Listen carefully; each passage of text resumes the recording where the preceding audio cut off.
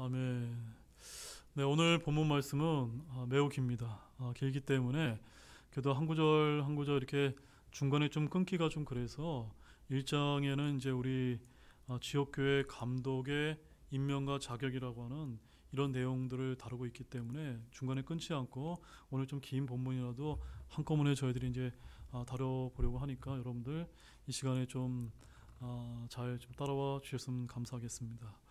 오늘 이 디도서 강의 두 번째 시간의 이제 말씀 제목은 지역교회 감독, 즉 목사의 임명과 자격이라고 하는 이런 제목을 가지고 하나님의 말씀을 여러분들과 나누도록 하겠습니다. 혹시 어떤 분이 이제 이런 생각을 하실 수가 있습니다.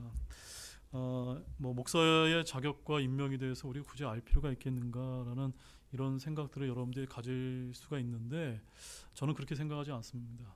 왜냐하면 제가 됐든 또 다음에 어떤 다음 목사를 이제 여러분들이 임명하고 이런 일이 발생할 수 있을지는 모르겠지만 또 저희 교회 안에도 뭐 부목사라든가 또 어떤 그 목회자를 또 안수하게 되는 그런 일이 우리 교회 안에서도 또 시간이 지나다 보면 얼마든지 생겨날 수가 있습니다. 그럴 때 목사만 이런 내용을 잘 알고 있어야 되는 것이 아니라 이 목회자는 우리 교회가 세우는 겁니다. 교회가 한 형제를 주의 일꾼으로 이제 다 같이 기도와 또 우리 같은 마음으로 같은 영 가운데서 저희들이 세워야 되기 때문에 하나님께서 어떤 형제를 또 목사로 임명하고 어떤 자격 조건이 있어야 되는지에 대해서 저와 여러분들이 잘 아실 필요가 있다고 저는 그렇게 생각하고 있습니다. 여러분 동의가 되어지십니까? 또한 목회자만 이렇게 엄격한 이런 자격이 이제 주어지는 것이 아니라 교회 안에 본이 되어야 될 사람이 이제 목회자이기 때문에 그 본이 되는 목회자를 또 우리 성도님들이 이제 본받고 우리도 그와 100% 똑같을 수는 없지만 우리의 하나의 어떤 표준적인 믿음 생활의 기준이 되는 그런 말씀이기 때문에 오늘 말씀이 목회자뿐만이 아니라 여러분 모두에게도 다 저는 해당될 수 있다라고 생각이 되기 때문에 오늘 이 말씀을 전하고자 합니다. 자, 사도 바울은 디도를 크레테 교회 감독으로 임명하면서 해야 할 일을 여기서 일러주고 있는 것입니다. 성경에서 말씀하시는 감독은 유대교회의 랍비나 장로가 아닙니다. 그렇다고 오늘날 장로교회에서 말하는 장로도 아니고 카톨릭의 주교는 더더욱도 아닙니다. 그렇다면 성경에서 말하는 감독은 무엇이라고 여러분 생각이 되어지십니까? 베드로전서 5장 1절에서 4절 말씀에 가보게 되면 사도 베드로가 나 역시 장로요라고 하면서 양떼들을 감독하고 먹이는 일을 하는 것에 대한 말씀이 나옵니다. 그래서 감독은 하나님의 양떼를 먹이고 감독하는 장로라고 성경은 그렇게 이제 지칭을 하고 있습니다. 따라서 이렇게 감독과 장로와 목사는 동일한 직분이라는 것을 저와 여러분들이 기억하실 필요가 있습니다. 무엇입니까? 감독, 장로, 목사는 동일한 직분입니다. 오늘날 이제 장로교에서 얘기하는 것처럼 목사 밑에 장로가 있고 또 감리교회처럼 목사 위에 감독이 있는 이런 어떤 계급 체계가 있는 것이 그것을 성경이 말하는 것이 아니라 성경은 어디서는 감독, 어디서는 장로, 어디서는 목사를 얘기하는데 이것이 세 사람이 다 같은 이제 직무를 하고 있는 한 사람을 이야기하는 것이라는 것을 우리가 좀 아실 필요가 있다는 점입니다. 더욱이 감독은 결혼하지 않는 독신이 아니라 반드시 결혼을 해서 한 아내의 남편이어야만 하고 자녀들을 둔 남자여야만 한다라고 이제 디모데전서 3장에서 말씀하고 있는데 그 말씀 먼저 우리 찾아보고 넘어가겠습니다. 디모데전서 3장 1절 2절 말씀을 먼저 보겠습니다. 자, 디모데전서 3장 1절과 2절에 이런 말씀이 있습니다. 여자가 아니라 뭐라고 말씀하고 있습니까? 남자가 감독의 직무를 사모하면 선한 일을 사모한다는 이 말은 참된 말이로다 라고 말씀하면서 2절 말씀에 그러므로 감독은 반드시 책망받을 것이 없고 한 아내의 남편이며 라고 되어 있습니다. 여러분 분명히 확인하셨습니까? 영어로 보게 되면은 A bishop that must be blameless the husband of one wife라고 되어 있습니다. one wife. 네. 여러 명의 이제 아내를 둔 이런 남자, 결혼한 남자는 목회자가 되어서는 안 된다라고 이렇게 must라고 해서 이제 반드시 한 아내의 남편이어야 된다라고 말씀을 하고 있습니다. 더구나 4절 말씀도 보십시오. 같이 읽겠습니다. 자기 집을 잘 다스려 자기 자녀들을 모든 위엄으로 복종시키는 자라야 할 것이며. 독신이면 됩니까? 안 됩니까? 안 됩니다. 더군다나 자녀도 이제 있어야 된다 라고 이렇게 목회자의 기본적인 자격 요건에 대해서 디도서 말씀과 더불어서 이제 디모데 전후서를 이제 목회 서신이라고 이야기하는데, 목사의 자격 요건을 여기서 이렇게 언급을 하고 있습니다. 자, 그런데 이런 분명한 말씀이 있음에도 불구하고 오늘날 배교한 현대교회는 어떤 목사들이 있습니까? 여자 목사, 또한 독신 남자 목사, 또한 심지어 동성애 목사도 임명하는 게 오늘날 이제 시대이지 않습니까? 모두 성경 어떻습니까? 성경 맞습니까? 안 맞습니까? 성경에 맞지 않는 위배되는 사실이라는 것을 우리 같이 이제 독립침례교회 다니는 분들하면 정확하게 이제 알고 계셔야만 됩니다. 즉 감독, 즉 목사의 중요성은 한 지역교회 성패를 이제 좌우하는데, 성경의 명시적인 말씀조차 맞지 않는 자격의 사람을 목사로 세우고 있는 작금의 현실이 참으로 안타까움을 금할 수가 없습니다. 저의 마음도 이러는데, 또 저와 여러분의 마음도 이러는데, 우리 주님의 마음은 어떠하실까요? 그런 관점에서 오늘 이 디도서의 1장에 나와 있는 이 감독의 자격 요건에 대한 말씀을 우리가 주님의 관점에서 한 말씀 한 말씀 살펴보기를 진실로 소망합니다. 자, 본문 5절 말씀입니다. 같이 읽겠습니다. 내가 너를 크레테에 남겨둔 것은 부족한 것들을 내가 바로잡고 내가 너를 세운 것 같이 각 도시에 장로들을 임명하게 하려는 이 이유 때문이니. 자, 말씀 오해하지 마시기 바랍니다. 크레테 교회의 감독이요 장로가 누구였습니까? 디도였는데, 사도 바울이 그 디도를 크레테 교회에 남겨둔 것은 크레테 교회를 감독하게 할 뿐만이 아니라 이 디도를 통해서 그 지역에 다른 지역 교회를 개척을 하고 주님의 일꾼들로서 장로요 감독이요 목사들을 세우도록 이제 디도에게 명령을 이제 하고 있는 것입니다. 이렇게 크레테 교회를 위해 바울은 디도를 남겨두었는데, 여러분 교회에 주신 선물이 무엇인지 아십니까? 교회에 주신 최고의 선물, 그것은 바로 사람을 주시는 것입니다. 주의 일꾼을 주시는 것입니다. 주님은 지역교회에 자신의 말씀을 가르치고 선포할 복음 전도자, 목사감 교사를 선물로 주셨는데, 여러분 에베소서 4장 11절 말씀을 찾아보십시오. 오늘 좀 시간이 좀 걸리더라도 천천히 좀 한 말씀 한 말씀씩 보도록 하겠습니다. 에베소서 4장 11절 말씀을 보기에 앞서서 7절 말씀을 먼저 제가 읽어드리도록 하겠습니다. 그러나 그분께서 우리 각 사람에게 그리스도의 선물의 분량대로 은혜를 주셨나니 라고 이렇게 말씀을 하신 다음에 그 다음에 11절 말씀을 보십시오. 그분께서 어떤 사람은 사도로, 어떤 사람들은 대언자로, 어떤 사람은 복음 전도자로, 어떤 사람은 목사 겸 교사로 주셨으니 라고 이렇게 말씀을 하고 있습니다. 즉 주님께서 이 신약 시대에 교회에 주신 최고의 선물은 바로 주님의 일꾼이라는 사실을 여러분 기억하시길 원합니다. 오늘날 같은 신약 시대에는 사도와 대언자는 그쳤습니다. 하지만 복음 전도자와 목사 겸 교사는 이 신약 시대에 주님이 교회에 주신 성령의 선물이라는 사실을 믿으시기 바랍니다. 아멘이십니까? 자, 사람들은 이런저런 방법을 찾고 요령을 강구하지만 하나님의 방법은 언제나 사람이라는 사실을 아시기 바랍니다. 하나님은 사람을 통해서 일하시기 때문입니다. 이것은 신구약 공통인데, 크레테 교회에 부족한 것을 바로잡는 데 필요한 것은 교회법을 만들거나 어떤 조직을 만드는 것이 아닙니다. 성경적인 믿음과 영어진 한 사람을 감독자로 보내 일하게 하는 것입니다. 따라서 지금 우리 교회가 신학교 사역에 동참하는 것이 중요할까요? 안 중요할까요? 매우 중요하다고 저는 그런 점에서 이렇게 생각을 하고 있는 것입니다. 한번 여러분 생각해 보시기 바랍니다. 아이들에게 필요한 것은 분유나 기저귀, 옷과 신발, 침대, 놀이터, 장난감 등 헤아릴 수 없이 많아도 이 모든 필요를 위해 하나님은 누구를 아이에게 주실까요? 부모님을 이제 주시는 겁니다. 양들에게 강가의 물, 넓은 초장 등 이러저런 여러 가지가 이제 필요하지만 그들에게 가장 필요한 것은 무엇일까요? 바로 선한 목자인 것입니다. 그렇듯 교회는 돈이나 건물이나 학교나 교회 법이나 전통이 아니라 이 모든 일을 할 수 있는 누가 필요했습니까? 바로 장로요, 감독이요, 목회자가 필요했던 것입니다. 디도는 감독으로서 기부금을 거두러 다니거나 교회 건축을 하는 것이 아니라 그들의 부족한 것들을 바로잡고 각 도시의 장로들을 임명해야만 했던 것입니다. 자, 본문 6절 말씀 보십시오.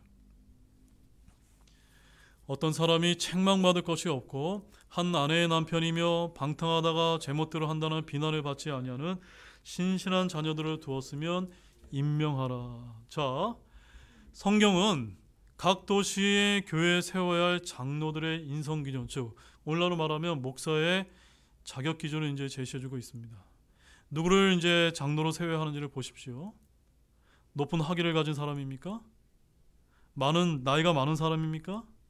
아니면 디도의 측근 인사들이나 학식이 많고 재산이 많고 가문이 좋은 사람 중에서 임명해야 됩니까? 이 모든 것이 아닙니다. 사실 오늘날 성도들 중에서 투표를 해서 임명하는 것도 성경에 나와 있지 않습니다. 구약에서처럼 제비를 뽑는 방식도 아닙니다. 교회 장로들을 임명할 때, 즉 장로, 즉 목사로서 요구되는 자격 조건은 첫 번째, 책망받을 것이 없어야 됩니다. 두 번째, 한 아내의 남편이어야만 됩니다. 세 번째, 방탕하거나 제멋대로 한다는 비난을 받지 아니하는 자여야 합니다. 또 한 가지, 네 번째는 신실한 자녀들을 둬야만 됩니다. 자녀들이 만약에 술이나 마약이나 음행이나 폭행이나 반역 등에 연루되거나 부모에게 대들고 욕설하는 그런 자녀들을 두었다면 그 사람을 장로로 임명하면 될까요? 안 될까요? 성경은 안 된다라고 말씀하고 있는 것입니다. 불순종하는 자녀들을 둔 장로, 감독의 직분을 사모한다 해도 그런 사람을 임명하는 것은 절대로 안 될 것입니다. 디모데전서 3장 4절과 5절 말씀 한번 찾아보시죠. 디모데전서 3장 4절과 5절입니다. 왜 불순종하는 자녀를 둔 이제 사람을 감독을 임명하면 안 되는지 그 말씀이 나와 있습니다. 함께 읽겠습니다. 자기 집을 잘 다스려 자기 자녀들을 모든 위험으로 복종시키는 자라야 할 것이며 남자가 자기 집을 다스릴 줄 알지 못하면 어찌 하나님의 교회를 돌볼 수 있겠느냐. 아시겠습니까, 여러분?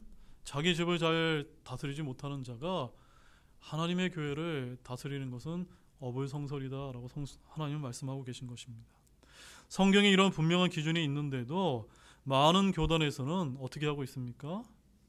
여자 목사, 독신 목사, 심지어 동성애자를 목사로 임명하는 일은 하나님의 말씀을 떠나서 배교한 것뿐이라는 사실을 저와 여러분들이 꼭 반드시 기억할 필요가 있습니다. 누구를 감독으로 임명해야 하는지 본문 6절은 분명하게 성경적 기준을 저와 여러분에게 제시를 해주고 있는 것입니다. 본문 7절 말씀 보십시오. 같이 보겠습니다. 이는 감독이 하나님의 청지기로서 결코 책망받을 것이 없어야 하기 때문이라. 그는 자기 뜻대로 하지 아니하고 쉽게 화내지 아니하며 자기를 술에 내주지 아니하고 구타하지 아니하며 더러운 이익에 빠지지 아니하고. 자, 5절에서는 분명히 장로라고 이제 언급을 했는데 7절에서는 뭐라고 지칭하고 있습니까? 감독이라고 이야기하고 있기 때문에 장로와 감독은 같은 이제 직무를 이야기하는 것입니다. 목사, 장로, 감독은 서로 다른 직분이 아니라 똑같은데 그 기능과 역할의 강조점이 각각의 그 상황에 따라 다르게 이제 표현되고 있을 뿐이라는 점입니다. 예를 들어서 우리가 회사 같은 경우 보면 어떻습니까? 회사의 주인, 사장, 대표는 직분의 강조점이 다를 뿐 모두 같은 이제 사람이라는 점입니다. 요즘은 주인이 사장을 따로 내세우기도 하지만 일반적으로 회사의 주인이 그 회사의 사장이요 대표인 것입니다. 지역교회도 마찬가지로 감독, 목사, 장로는 동일한 직분이라는 사실을 아시기를 바랍니다. 자, 우리 베드로전서 5장 1절 말씀 한번 찾아보십시오. 베드로전서 5장 1절 말씀.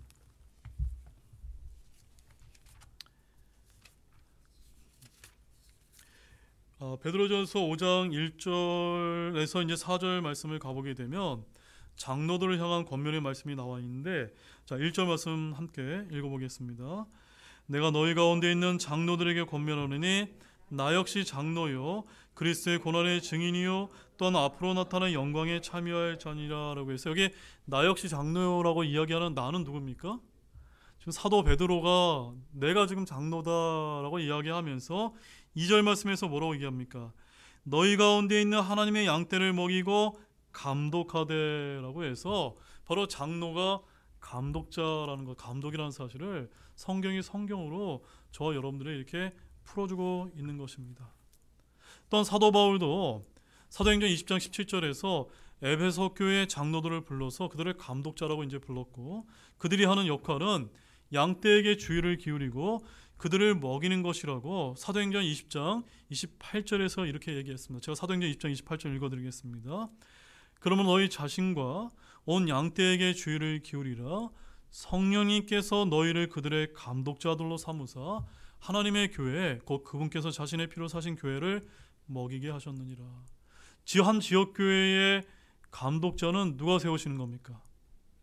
성령님께서 세우신다는 사실을 여러분 믿으시기를 바랍니다. 우리 사람이 세우는 것이 아닙니다. 하나님께서 세우시는 것입니다. 다시 본문 7절 말씀 보십시오. 7절 앞부분에 이런 말씀이 있습니다. 이는 감독이 뭐라고 이야기하고 있습니까? 하나님의 청직이다. 하나님의 청직이로서.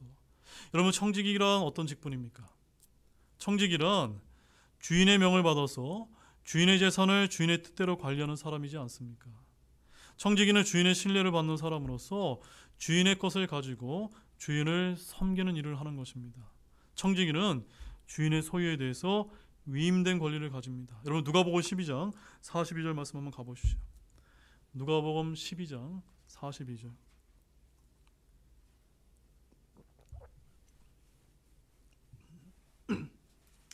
누가복음 12장 42절. 다 찾으신 줄 같이 읽겠습니다. 주께서 이르시되 그런즉 자기 주인에게서 그의 집안 사람들을 넘겨받아 다스리며 제때 그들에게 그들 몫의 양식을 줄 신실하고 지혜로운 청지기가 누구냐. 자, 이 말씀을 보게 되면 지혜로운 청지기라는 어떤 역할을 하는 사람에게 여기서 말하고 있습니까? 주인의 것을 넘겨받아서 다스리는 사람이다 라고 이야기합니다. 즉, 청지기의 소유는 자기 것이 아니라 무엇입니까? 넘겨받은 것입니다. 바로 자신의 것이 아니라 주인의 것입니다. 청지기는 그렇기 때문에 회계보고를 해야 됩니다.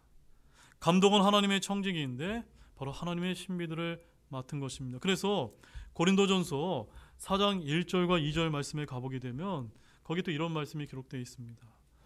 사람이 우리를 그리스도의 사역자요 하나님의 신비들을 맡은 청지기로 그렇게 여길지어다.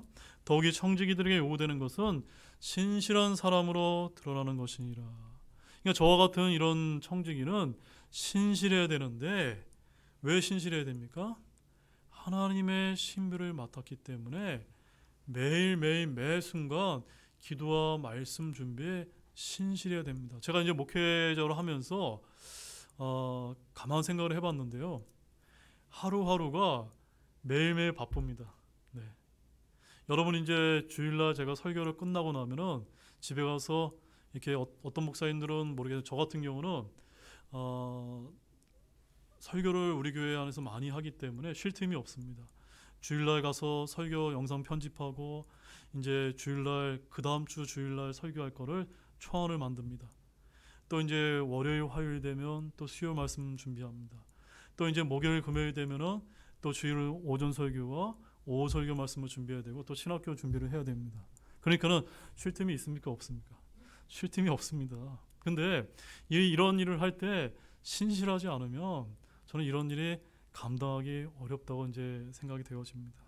사도 바울은 성도들에게 자신의 청지기라고 여기라고 합니다. 감독은 하나님의 청지기입니다. 모든 성도들 역시도 하나님의 은혜를 맡은 청지기라는 사실 여러분 알고 계십니까? 그 말씀 한번 보겠습니다. 베드로전서 4장 10절 말씀입니다. 베드로전서 4장 10절. 자, 하나님의 신비를 맡은 청지기가 이제 저와 같은 이런 목회자들이 감당해야 될 역할이라면 여러분은 또 어떤 청직인지 한번 보겠습니다. 함께 읽겠습니다. 각 사람이 선물을 받은 대로 그렇게 하나님의 여러 가지 은혜를 맡은 선한 청지기로서 서로 그 선물을 써서 섬기라. 여러분 어떤 청지기입니까? 어떤 청지기입니까? 은혜를 맡은 선한 청지기라는 사실입니다. 우리 김현성 집사님은 말씀을 잘 가르치는 은사를 그 선물을 가지고 계시기 때문에 그 은혜를 맡은 선한 청지기로서 교회에서 섬기시는 겁니다. 또 어떤 자매님은 찬양을 잘하십니다. 그럼 찬양을 맡은 은혜를 가지고 선한 청지기로 이제 섬기는 겁니다. 여러분 각자의 여러분 각각의 맡은 하나님 주신 그런 은사와 은혜와 선물이 있습니까? 가만히 계시지 마시고 그 은혜와 은사를 활용해서 은혜를 맡은 선한 청지기로서 여러분 서로 섬기시기 바랍니다. 왜냐하면 여러분 나중에 주인을 만나게 되면 여러분 하나님이 주신 것을 가지고 어떻게 해야 됩니까? 회개 보고할 때가 있기 때문인 것입니다. 자, 그런데 오늘 바울은 본문에서 총 11가지 감독, 즉 목사의 자격 요건을 이제 제시하고 있습니다. 첫 번째가 무엇입니까? 7절 말씀에 보면 결코 책망받을 것이 없어야만 합니다. 하나님의 청지기로서 특히 감독, 목사는 책망받을 것이 없어야만 합니다. 이 말은 목사가 죄 없는 완벽한 사람만 목회를 해야 된다는 그런 말이 아닙니다. 감독은 각종 불법과 비리에 연루되거나 사회적으로 손가락질의 대상이 되는 짓을 하거나 무리를 일으키는 등 욕을 먹는 행위가 결코 없어야 된다고 하는 그런 의미입니다. 두 번째는 그는 자기 뜻대로 하지 아니해야 됩니다. 감독은 하나님의 뜻대로 해야지 자기 뜻대로 교회를 운영하거나 성도를 지배해서는 곤란합니다. 세 번째는 쉽게 화내서는 안 됩니다. 어떤 사람은 마음에 은혜와 화평이 없을 때 절제가 불가능하고 분노가 쉽게 터져나오는 사람이 있습니다. 물론 성도들도 화를 낼 일이 있습니다. 또 우리 예수님께서도 화를 내신 적이 있었고 대언자들이나 사도들 역시 화를 낸 적이 있었습니다. 그러나 그런 분들은 의에 대한 분노로서 화를 낸 것이지 자기 뜻대로 되지 않아서 자기 불만으로 쉽게 화를 내는 그런 사람들은 아니었다는 점입니다. 네 번째는 무엇입니까? 자기를 술에 내어주지 말아야만 됩니다. 성도들은 술을 입에 대서는 됩니까? 안 됩니까? 안 됩니다. 술은 사람의 정신을 혼미케 해서 몸을 더럽게 하거나 욕되게 하는 것입니다. 술에 취하는 것은 방탕한 짓입니다. 자, 잠언 23장 31절 말씀 한번 찾아보실까요? 잠언 23장 31절. 잠언 23장 31절 말씀 함께 다 찾으셨으면 함께 읽어보겠습니다. 너는 포도주가 붉거나 잔에서 제 빛깔을 내거나 스스로 똑바로 움직일 때 그것을 바라보지 말라. 자, 많은 분들이 이렇게 얘기합니다. 이제 에베소서에 있는 말씀을 통해서 술 취하지 말라 이런 이제 이야기만은 가지고 술에 취하지 말라고 했지 언제 술을 먹으면 안 된다라고 성경 어디에 있냐라고 그렇게 알고 있는 그런 분들이 많이 계십니다. 그러나 구약에 있는 이런 말씀을 보면 뭐라고 얘기하고 있습니까? 먹지 말라 정도가 아니라 어떻게 말하고 있습니까? 쳐다봐서도 안 된다. 바라봐서도 근처에도 가지 말라. 이렇게 성경은 우리에게 이제 이야기를 하고 있는 것입니다. 하물며 지역교회 감독은 어떻게 될까요? 더더욱더 이제 본이 되어야 되지 않겠습니까? 그 다음에 다섯 번째 자격은 무엇입니까? 구타하지 아니하며. 감독이 구타와 같은 폭력성을 보이면 보통 심각한 영적인 문제가 아닌 것입니다.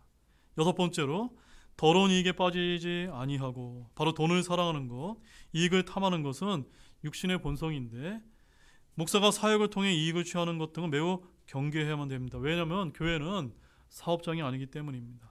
자, 본문 8절 말씀 보십시오. 오히려 손님 대접하기를 좋아하며 선한 사람들을 사랑하고 맑은 정신을 가지고 있으며 정의롭고 거룩하며 절제하고. 자, 감독의 자질과 성품에 대해서 계속 나오는데 일곱 번째는 무엇입니까?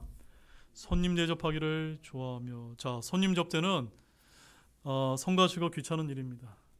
자기 시간과 돈을 써야 되는데 감독은 손님 대접을 잘해야만 되는 것이 아니라 뭐라고 말씀하고 있습니까? 좋아해야 된다라고 이렇게 이야기를 하고 있습니다. 자, 여덟 번째 자격은 무엇입니까? 선한 사람들을 사랑하고. 저는 오늘 이 말씀을 좀 여러분 강조하고 싶습니다. 오늘 이제 현대교회 목사들이 이제 돈 많은 사람, 또 교회 안에 권력이 있는 사람, 또 학식이 있는 사람. 그래서 이제 뭐 교회에 뭐 교수들이라든가 아니면 어떤 사업가, 아주 돈 많은 사업가가 온다든가 이런 사람들을 이제 목사들이 좋아하는 경우가 있습니다. 그런데 여기서 보면 목사들은 누구를 사랑해야 된다고 이야기하고 있습니까? 선한 사람이면 된다. 선한 사람. 즉 사람은 저마다 자기에게 이익이 되는 사람들과 사귐을 갖고 사랑하는데, 특별히 감독, 장로, 목사는 사람의 외모보다는 그 사람의 성품 자체를 보고 사랑해야 된다라고 이렇게 성경은 이야기하고 있습니다. 제가 선한 사람들을 사랑할 수 있도록 여러분 기도해 주시기 바랍니다. 그 다음에 9번째 자격은 맑은 정신을 가지고 있으며, 이것은 회개의 삶과 말씀 묵상을 통해서 가능한데, 자신을 살피고 말씀의 빛을 따를 때 맑은 정신을 가지게 됩니다. 맑은 정신은 건전한 생각의 영과 선한 양심에서 나오는 것이기 때문입니다. 자, 10번째는요. 정의롭고 거룩하며 절제하고. 참 힘듭니다. 정의롭다는 것은 불의와 불법에 타협하지 않는 것입니다. 목사는 사회 정의를 추구하는 것이 아니라 하나님의 의를 이제 추구해야만 됩니다. 그래서 이제 뭐 사회 활동을 하겠다고 이제 목사가 밖에 나가서 이제 막 피켓 들고 이런 건 사실 그다지 이렇게 바람직한 일은 아닙니다. 사회적 판단 기준에서 정의가 아니라 하나님의 말씀에 따른 정의와 공의를 이제 추구를 해야만 됩니다. 이 세대는 삐뚤어지고 음란한 세대인데, 이 세대 오늘날 세상 어떻습니까? 선을 악이라고 하고 악을 선이라고 부르지 않습니까? 또 의를 불법으로 규정하고 불법을 합법이라고 외치지 않습니까? 따라서 지역교회 감독은 이런 점에 있어서 정의로워져야 된다라고 말씀하고 있습니다. 또 우리는 성경의 기준을 마음속에 기준으로, 절대 기준으로 삼아야 되는데 거룩해야 된다라고 말씀하고 있습니다. 왜 그렇죠? 베드로전서 1장 16절 말씀에 가보면 하나님이 이렇게 말씀하십니다. 내가 거룩하니 너희도 거룩할지니라. 그 다음에는요, 절제하며. 절제가 갈라디아서 5장 23절 말씀에 보면 성령의 열매 중에 하나입니다. 이기기를 애쓰는 자마다 모든 일에 절제하고 썩지 않는 왕관을 얻고자 하는 자들이 마땅히 매사에 절제를 해야만 되는데, 자, 우리 빌립보서 4장 5절 말씀 한번 찾아보실까요? 빌립보서 4장 5절 말씀. 자, 이 절제가 쉬운 일이 아닙니다. 그런데 우리가 절제가 왜 잘 안 되는 이유는 바로 이 말씀에 그 힌트가 있습니다. 빌립보서 4장 5절 말씀 함께 읽겠습니다. 너희의 절제를 모든 사람이 알게 하라. 주께서 가까이 계시니라. 어떻게 하면 우리가 절제를 잘할 수 있을까요? 하나님께서 나와 가까이 계시다는 것은 늘 우리가 말씀과 기도로 또 성령으로 충만해서 깨어 있다면 성령의 열매인 절제가 우리 안에서 넘쳐나지 않겠습니까? 자연스럽게 나올 수밖에 없는 것입니다. 자, 본문 9절 말씀 보십시오. 자기가 가르침을 받은 대로 신실한 말씀을 굳게 붙들어야 하리니 이것은 그가 반박하는 자들을 건전한 교리로 권면하고 논박할 수 있게 하려 함이라. 자, 11번째는 어떤 자격이 있습니까? 자기가 가르침을 받은 대로 신실한 말씀을 굳게 붙들어야 된다는 점입니다. 우리가 붙들어야 될 것은, 즉 목사가 붙들어야 될 것은 돈과 권력이 아닙니다. 바로 성도들을 또한 의지해서는 안 됩니다. 사람들을 의지하는 것보다 더 부지런한 것도 없기 때문입니다. 모든 성도들이 그러하지만 특히 감독, 목사는 무엇을 붙들어야만 됩니까? 신실한 말씀을 굳게 붙들어야만 됩니다. 목사가 뭐 다른데 무슨 교단에 어디 교단장이 되기 위해서, 총회장이 되기 위해서, 뭐 여러 가지 이제 다른 활동을 하기 위해서 대외 활동을 하는 것보다 매일매일 하나님의 말씀을 연구하고 어떻게 우리 성도들에게 가르치고 또 전할까, 이런 데 관심을 갖지 않는다면 그 목사는 자격이 없는 것입니다. 말씀에 남는 것이 아무것도 없기 때문입니다. 말씀을 굳게 붙들어야 반박하는 자들을 건전한 교리로 권면하고 논박할 수 있기 때문입니다. 우리가 대적하는 자들의 말, 반박하는 자들과 논쟁할 때 무엇으로 그들과 싸우고 권면하며 확신시키기 위해서는 신실한 주의 말씀이 반드시 필요하기 때문입니다. 여러분, 기록된 말씀보다 더 강력한 무기는 없습니다. 아멘이십니까? 그래서 에베소서 6장 16절 말씀에 가보게 되면 여러분 잘 아시는 말씀, 성령의 검, 곧 하나님의 말씀을 취하라 라고 이렇게 기록되어 있지 않습니까? 한번 따라해 보시겠습니까? 성령의 검, 곧 하나님의 말씀을 취하라. 여러분 말씀을 취하시겠습니까? 특별히 신실한 말씀을 굳게 목회자뿐만 아니라 저와 여러분 역시도 굳게 붙들기를 진실로 소망합니다. 본문 10절 말씀 보십시오. 제멋대로 행하는 자들과 헛된 말을 하는 자들과 속이는 자들이 많은데 특별히 할례자들에 속한 자들의 그러하니. 자, 여기서 특별히 할례자들에 속한 자들은 누구를 이제 가리키는 것입니까? 본래는 할례자는 유대인, 무할례자는 이방인을 일컫는 말인데 본문에서 할례자들에 속한 자들이란 예수님을 믿지 않는 정통 유대인들이 아니라 예수님을 믿으면서 율법을 지켜야 한다고 믿고 주장하는 유대인들을 이제 가리키는 말씀입니다. 이들은 하나님께서 믿는 이방인들을 위해 성령님을 부어주시는 것으로 인해 놀랐고 베드로가 이방인인 고넬료의 집에서 먹었다고 다투었던 그런 율법주의자였습니다. 이들은 복음을 듣고 믿는 이방인들에게 구원을 받기 위해서는 할례를 받아야 된다고 말하거나 구원받은 이후에는 할례를 받고 모세의 율법을 지키는 것이 필요하다고 이렇게 주장을 했던 사람입니다. 이것은 그들의 주장이지 사도들의 가르침도 아니고 성령님의 말씀도 아닙니다. 그래서 제멋대로 행하는 자들과 헛된 말을 하는 자들과 속이는 자들이 많은데 특별히 할례자들에 속한 자들이 많았다는 것은 그들의 믿음이 거짓됨을 입증해 주는 것입니다. 자, 본문 11절 말씀 보십시오. 너는 반드시 그들의 입을 막아야 하느니라. 이런 자들은 더러운 이익을 얻으려고 자기들이 가르쳐서는 안 될 것들을 가르쳐 전체 가정들을 뒤엎고 있도다. 왜 이런 사람을 가만 놔둬서는 안 되냐면요, 가정을 망가뜨리기 때문인 것입니다. 디도는 반드시 제멋대로 행하는 자들과 헛된 말을 하고 속이는 자들의 입을 막아야 된다라고 강조하고 있습니다. 할례자들에 속한 자들이 율법을 가지고 복음의 진리를 뒤엎지 못하도록 해야 된다고 강조하고 있는 것입니다. 그런 사람이 어떻게 주장합니까? 여러분, 할례를 받아야 됩니다, 안식일을 지켜야 됩니다, 절기를 지켜야 됩니다 등의 구약식의 종교의식을 강조하는 그들의 입을 막지 못하면 우리의 순수한 성경적인 믿음은 변질되고 부패될 수밖에 없는 것입니다. 사도 바울은 할례자들에 속한 거짓말쟁이들을 잘 알고 있었는데 그들은 더러운 이익을 얻으려고 마땅히 가르쳐서는 안 될 것들을 가르쳤던 것입니다. 이런 자들을 그대로 놔두고 그들의 입을 가로막지 못한다면 누가 영향을 받습니까? 가정들이 이제 망가지게 된다는 사실을 여러분 아시기를 바랍니다. 그래서 여러분들, 우리 이단들이 왜 활개치는 것을 가만 놔둬서는 안 되냐면, 그렇게 되면은 가정이 파탄이 되면서 사회 문제가 대두되는 것이 바로 그런 데 이제 있는 것입니다. 본문 12절 말씀입니다. 그들 중에 한 사람 곧 그들의 대언자도 이르기를 크레테 사람은 항상 거짓말장이요 악한 짐승이요 게으른 탐식가라 하였는데. 자, 그들 중에 한 사람과 그들의 대언자는 크레테에 있는 유대인 대언자이거나 이교도 대언자입니다. 그들의 대언자가 크레테 사람들은 뭐라고 말했습니까? 항상 거짓말장이요 악한 짐승이요 게으른 탐식가라고 했습니다.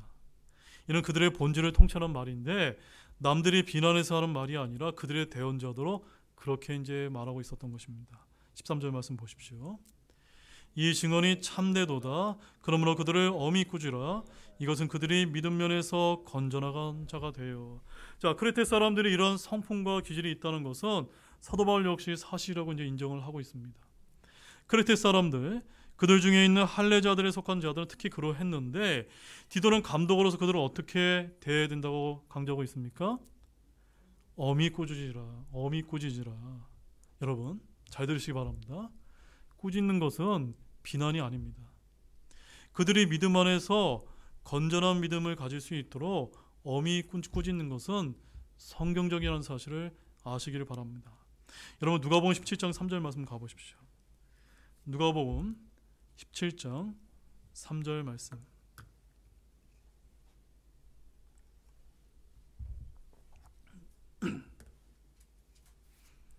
누가복음 17장 3절 말씀 함께 읽겠습니다. 너희는 스스로 주의하라. 만일 내 형제가 내게 범법하거든 그를 꾸짖고 그가 회개하거든 그를 용서하라. 이게 성경적인 방법입니다.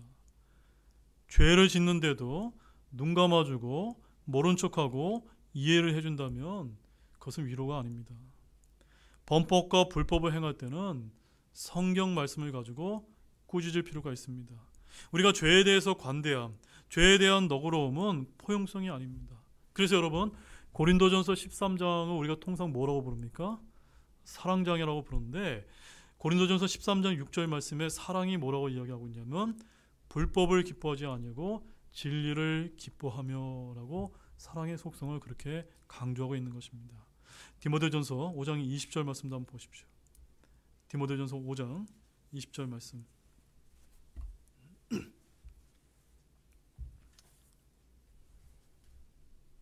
함께 읽겠습니다.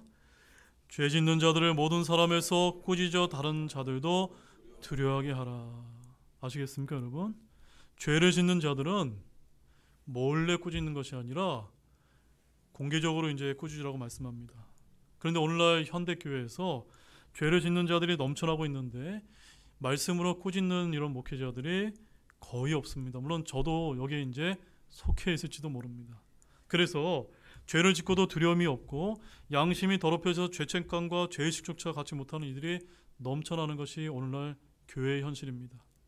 말씀 선포는 설교나 성경공부만 하는 것이 아닙니다. 책망하고 꾸짖는 것도 말씀을 선포하는 사역이라는 사실입니다.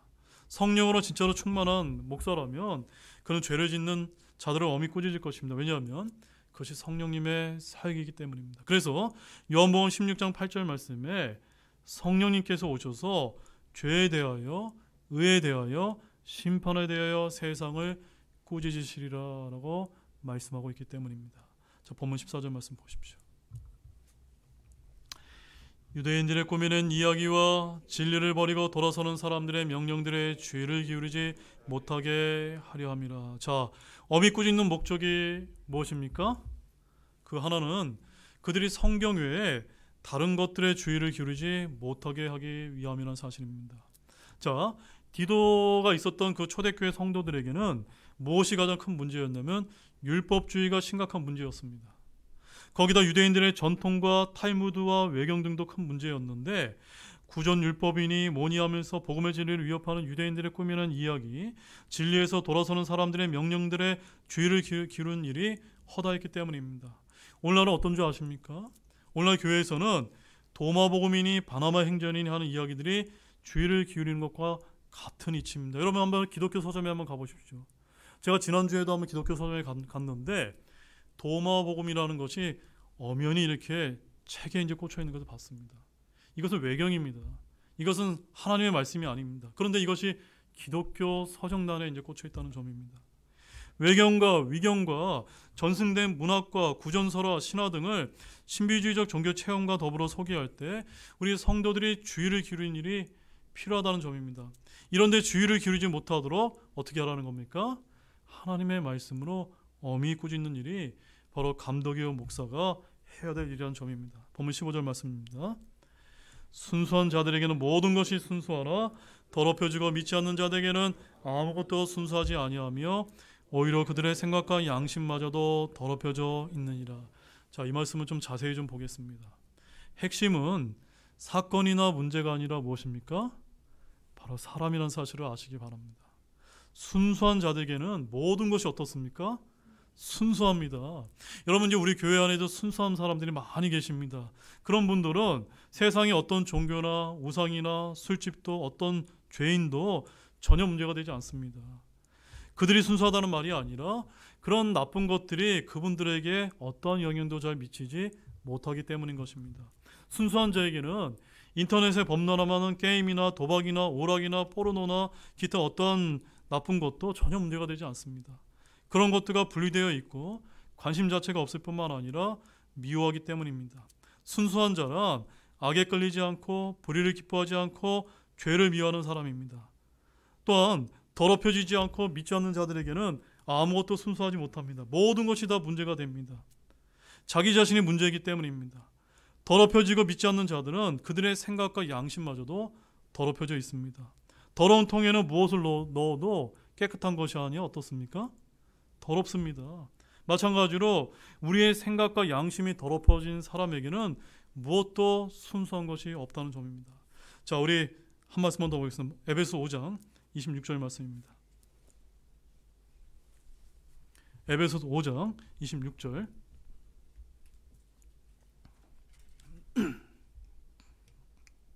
함께 읽겠습니다. 이것은 그분께서 말씀을 통해 물로 씻음으로 교회를 거룩히 구별하고 정결하게 하려 하심이라. 자, 여러분의 마음이 더럽혀져 있습니다. 여러분의 양심이 여러분의 혼이 더럽혀져 있습니다. 무엇으로 씻어야 됩니까? 말씀에 물로 씻는 것이 저와 여러분에게 필요하다라고 말씀하고 있습니다. 따라서 혼에 묻는 더러움을 제거하고 맑은 정신을 가지기 위해서는 예수 그리스도의 피와 말씀의 물과 성령의 새롭게 하심으로 날마다 깨끗해지는 삶을 사시는 저와 여러분이 되시기를 원합니다. 자, 본문 16절 말씀입니다. 그들은 자기들이 하나님을 안다고 고백하나 행위로는 그분을 부인하니 그들은 가증하고 불순종하는 자들이여 모든 선한 일에 대해 버림받은 자니라. 자, 믿음의 고백은 말이나 혀로 하는 것이 아니라 행위로 열매로 하는 것입니다. 말로는 하나님을 안다고 고백하는 사람이 있을 수 있습니다. 그런데 행위로 그분을 부인합니다. 그러면 이들은 구원받은 자들입니까? 아닙니까? 구원받은 자들이 아닙니다. 그들은 거짓말장이요 위선자일 뿐입니다. 성경은 그들을 가증하고 불순종하는 자들이요 모든 선한 일에 대해 버림받은 자들이라고 말합니다. 나무의 좋고 나쁨은 그 열매로 알 수 있는데 사람의 마음속에 있는 것은 입에서 나오는 말로 알 수 있는 것입니다. 그 말이 참인지 거짓인지 무엇으로 알 수 있습니까? 그 사람의 행위의 열매로 저와 여러분이 알 수 있는 것입니다. 자, 이제 결론을 맺겠습니다. 오늘 우리는 긴 본문이지만 지역교회 감독의 임명과 자격에 대한 말씀을 우리가 한 말씀 한 말씀 자세하게 살펴보았습니다. 오늘날 지역교회 문제는 바로 감독의 문제와 관련이 되어 있습니다.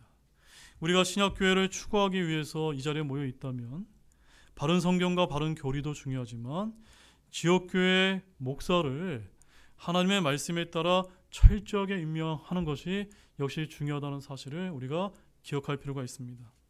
마태복음 9장 37절에서 주님께서 이렇게 말씀하셨습니다.